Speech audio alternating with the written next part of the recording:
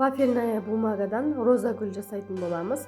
Ол үшін бізге А4 бумагаға 4 түрлі қағаздан жапырақшалардың көлемін кесіп аламыз дағыны.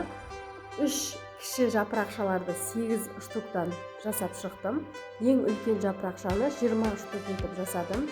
Өздеріңіздің роза гүлдеріңіздің көлеміне қарай жапырақшалар жасайсыздар. Үлкен болуына немесе кішілеу болу үшін аз жапырақша, үлкендеу болса көп жапырақша қосасыздар. Сосын барлық жапырақтарды 50-де 50 етіп су мен спиртті араластырып, оған водорастворимый красителіне боясаңыздар да болады, немесе гелевый краситель қоссаңыздар да болады.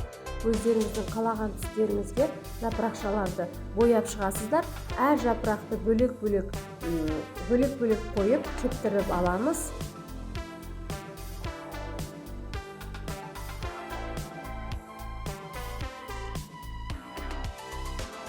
Жапырақшаларымыздың барлығын кептіріп бояп алған соң бір-біріне жабыстырып шығамыз. Жапырақшаларды судың көмегімен жабыстырсаңыздар да болады. Түбіне барлығын кисточкамен осылай сулап аламыз дағыны. Жапырақшаларды біріктіріп бір-біріне жабыстырып шығамыз. 3-4 жапырақты жабыстырғаннан соң бір-біріне 5-10 минутқа қойып кептіріп аламыз. Сонымен ақырында барлық жапырақшаларды жабыстырып шығатын боламыз.